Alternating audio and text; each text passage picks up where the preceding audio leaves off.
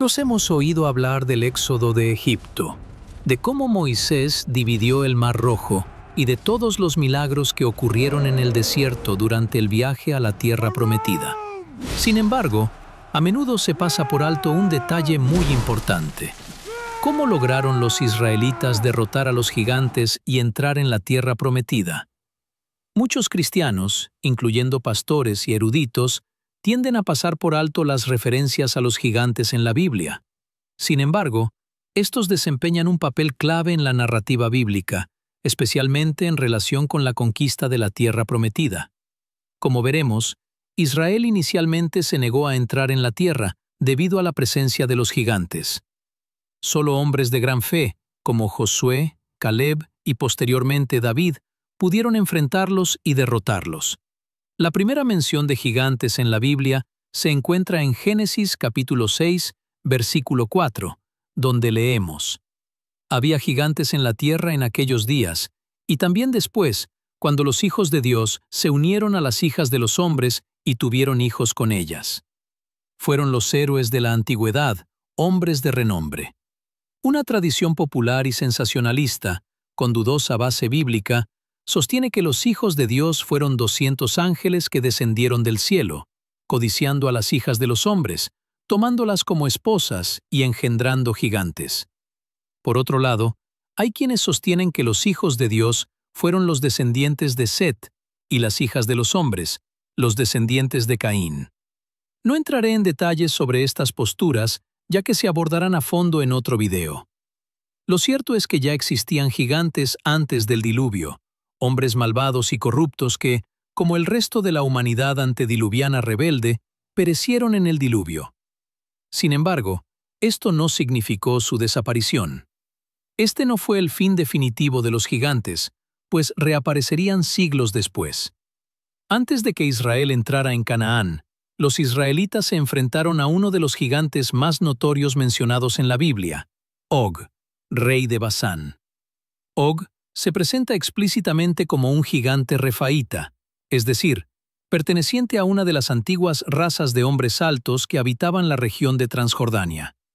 El Deuteronomio afirma que Og fue el último superviviente de los refaítas, lo que ya lo distingue como una figura excepcional dentro de la narrativa bíblica.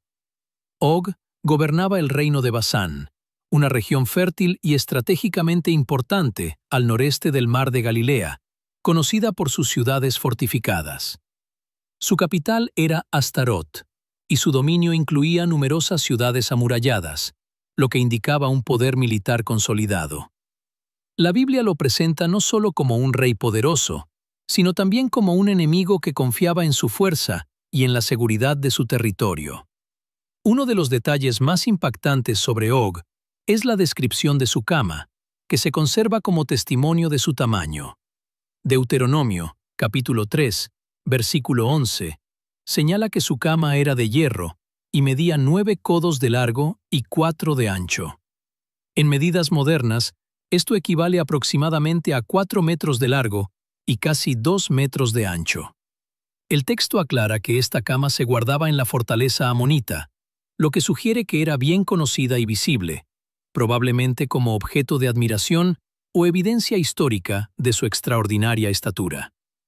Aunque la Biblia no da una cifra exacta de la altura de Og, el tamaño de su cama indica que era un hombre de dimensiones mucho mayores de lo normal. El enfrentamiento con Og ocurre cuando Israel, aún bajo el liderazgo de Moisés, avanza a través de Transjordania. Según Números, capítulo 21, y Deuteronomio, capítulo 3, Og salió personalmente al encuentro de Israel con todo su ejército para presentar batalla en Edre. Esta no fue una emboscada israelita, sino una confrontación directa iniciada por Og, lo que pone de relieve su confianza militar y su disposición a enfrentarse a Israel en batalla abierta. Antes de la batalla, Dios habló directamente a Moisés y le aseguró la victoria. El texto bíblico enfatiza que la derrota de Og no fue resultado de la superioridad táctica israelita, sino del apoyo divino. Israel derrotó por completo a Og, a sus hijos y a todo su ejército, sin dejar sobrevivientes. El reino de Basán fue tomado en su totalidad, y sus ciudades pasaron a manos de Israel. Tras la derrota, el territorio de Ogog se dividió entre las tribus de Rubén, Gad y la media tribu de Manasés.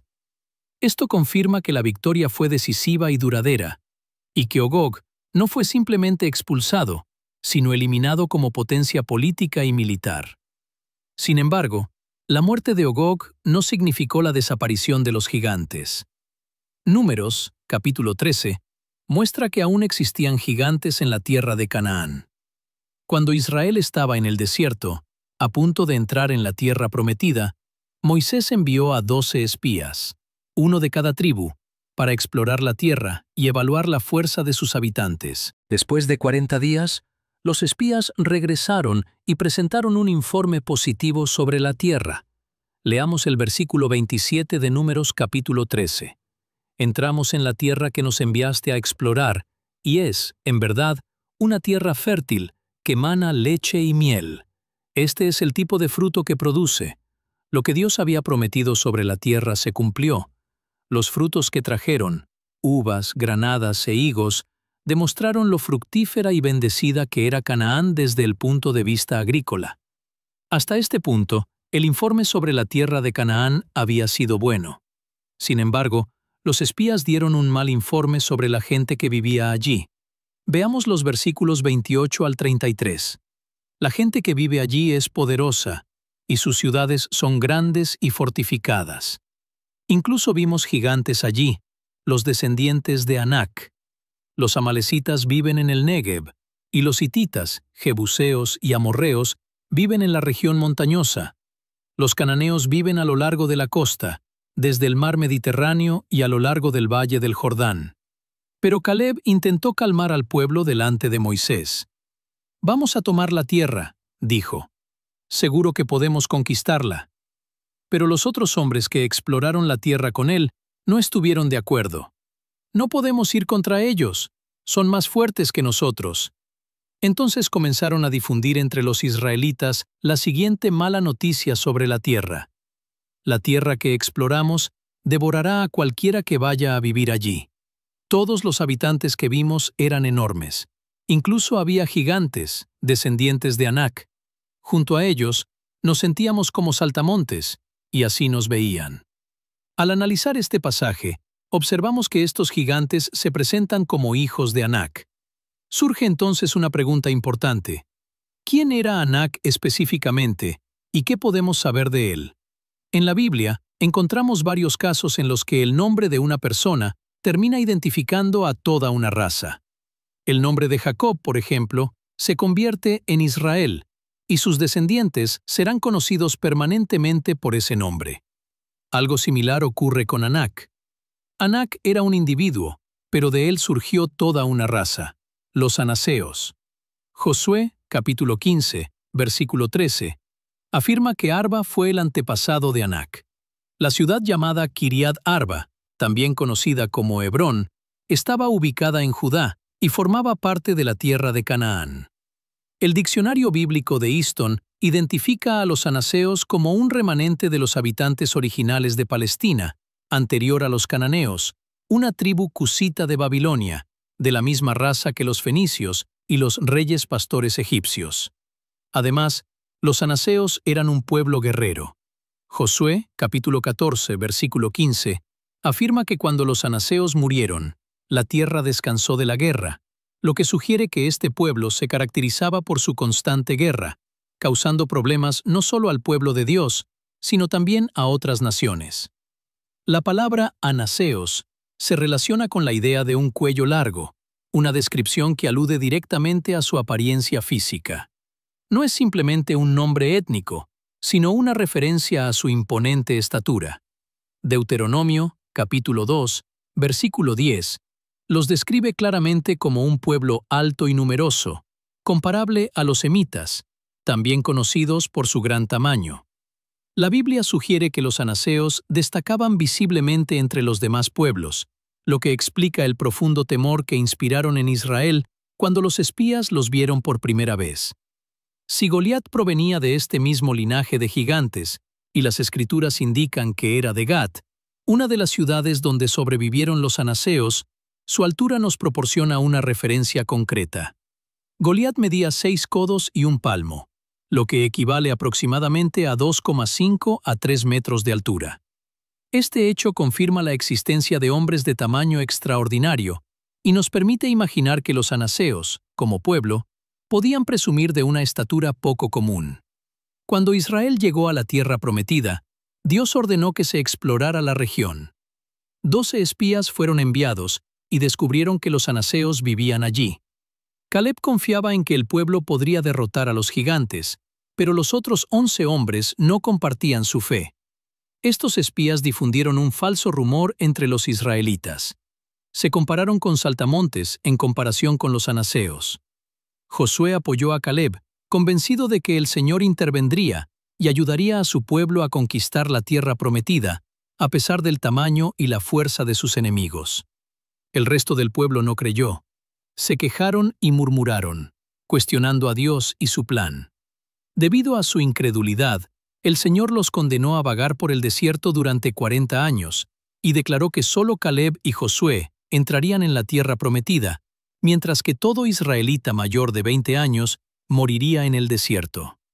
Tras 40 años de vagar y la muerte de Moisés, llegó el momento de que los israelitas conquistaran la tierra prometida bajo el liderazgo de Josué, quien sería responsable de eliminar a los gigantes. Veamos lo que dice Deuteronomio, capítulo 9, versículos 1 a 3. Escucha, Israel. Hoy estás a punto de cruzar el río Jordán para tomar posesión de la tierra que pertenece a naciones más grandes y fuertes que tú. Viven en ciudades con murallas que se extienden hasta el cielo. Sus habitantes son altos y fuertes. Son descendientes de los famosos gigantes anaseos. Han oído decir, ¿quién podrá hacer frente a los anaseos? Pero sepan hoy que el Señor su Dios es quien pasará delante de ustedes como fuego consumidor para destruirlos. Él los someterá para que ustedes puedan vencerlos rápidamente y expulsarlos, tal como el Señor les prometió. Queridos hermanos y hermanas, Dios estaba guiando a Israel hacia algo demasiado grande para ellos. Un desafío que solo podrían afrontar si confiaban plenamente en Él. Dios asumió la responsabilidad de expulsar a los pueblos de la tierra. La tierra le pertenece porque Él es su creador. Tiene el derecho de hacerlo. Dios es el creador soberano. Somos sus criaturas. Dios sabía que quienes vivían allí eran gigantes. Conocía todas las dificultades que Israel enfrentaría, y aún así había prometido entrar en la tierra con ellos. Veamos ahora la derrota de los gigantes anasitas. Leamos Josué, capítulo 11, versículos 21 y 22.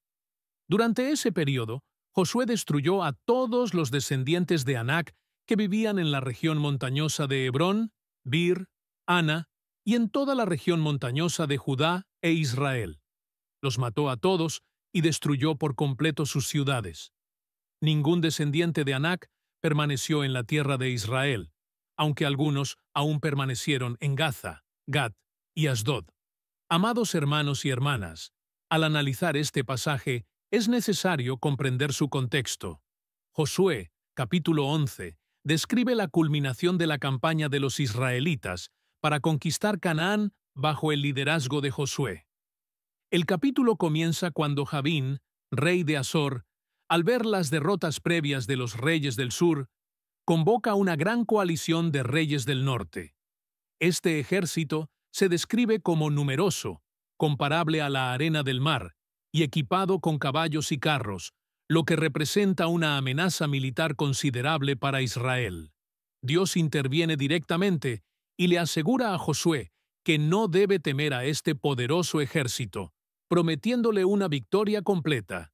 El Señor ordena una estrategia específica: inutilizar los caballos y quemar los carros, impidiendo así que Israel dependa de armamento avanzado y reafirmando que la victoria proviene de Dios y no de la fuerza humana.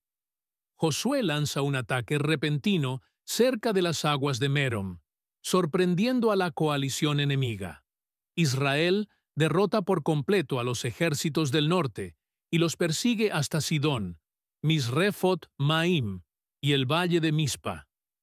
Ninguno de los enemigos logra reagruparse, y la victoria es completa, tal como Dios había prometido. Tras la derrota militar, Josué procede a la captura sistemática de las ciudades del norte. Hazor, la principal ciudad de la coalición y centro del poder político, es destruida e incendiada, lo que marca el colapso definitivo de la resistencia organizada en esa región. Las ciudades restantes son conquistadas y sus reyes derrotados, cumpliendo las instrucciones dadas previamente por Moisés.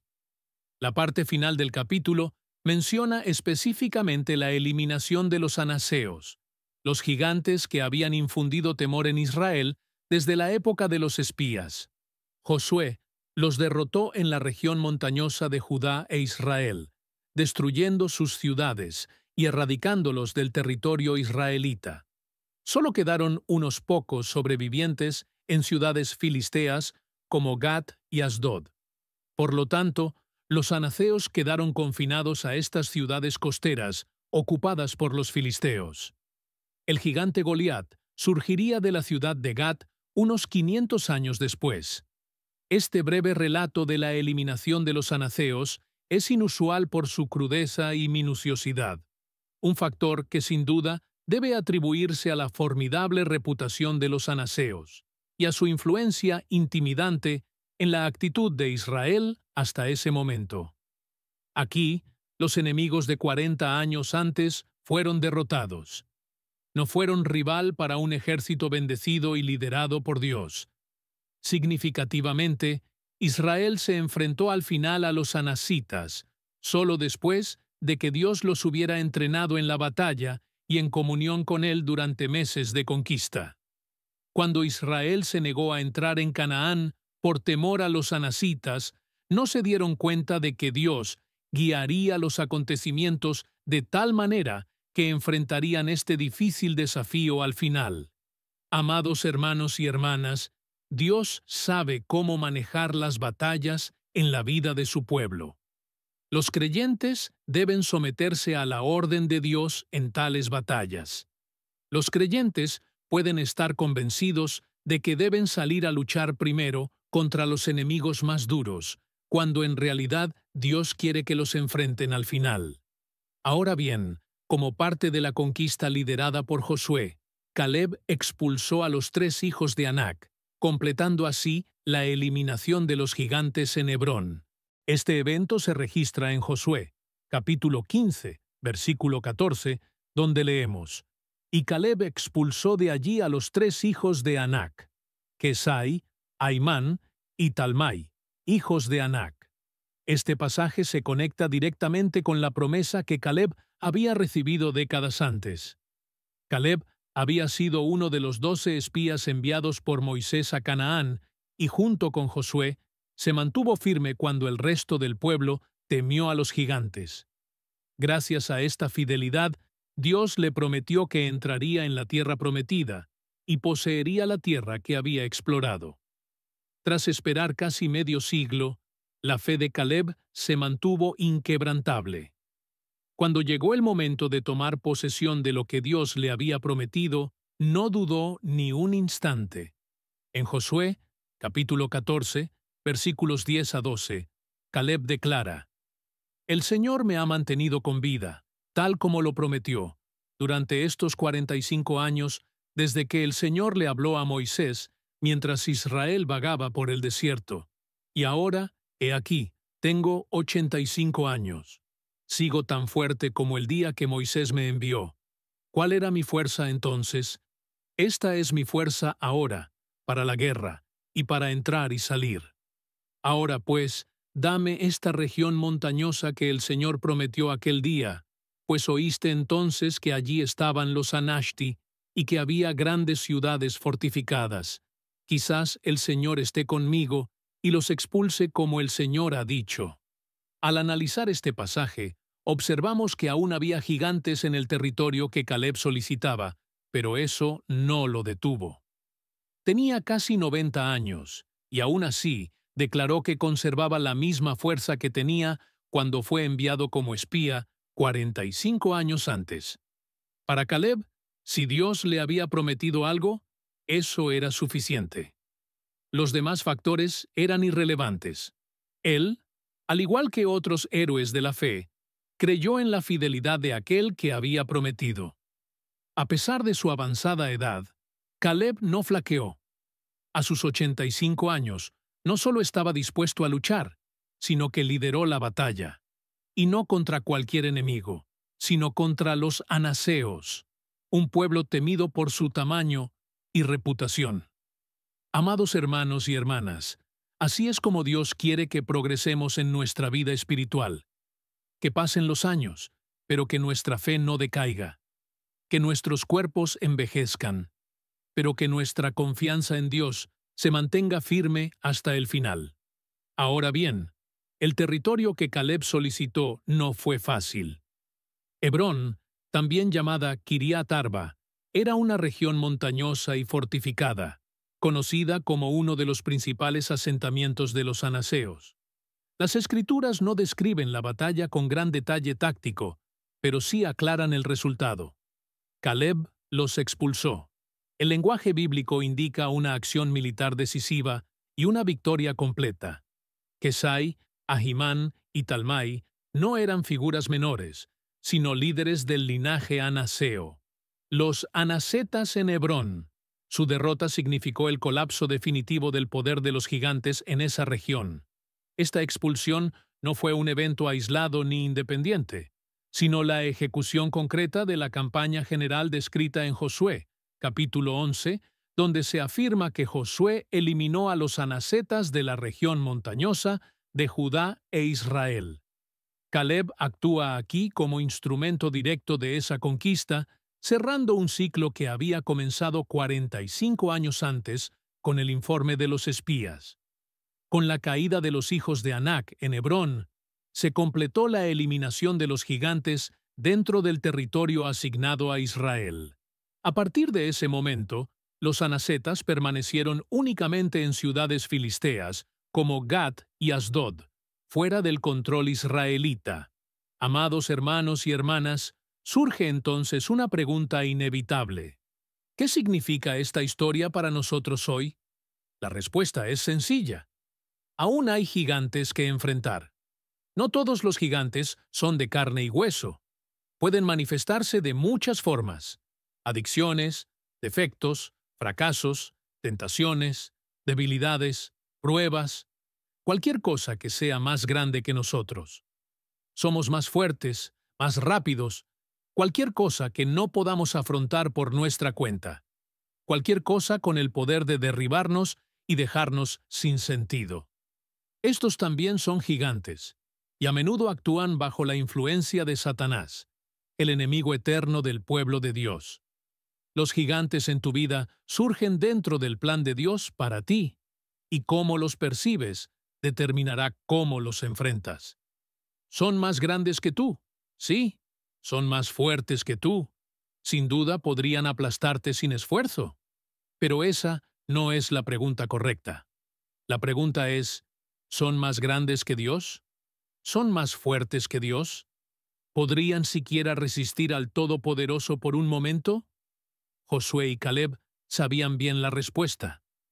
Ambos podían mirar atrás y recordar los milagros que Dios había realizado en sus vidas y en las vidas de todo Israel, y saber con absoluta certeza que Dios podía darles la victoria, sin importar cuán improbable o incluso imposible pareciera la situación. Tú también te enfrentarás a gigantes. Tendrás que enfrentarte a enemigos demasiado poderosos para derrotarlos solo. Tu cuenta es tuya, pero no estás solo. Eso es lo que Caleb entendió y lo que Israel a menudo,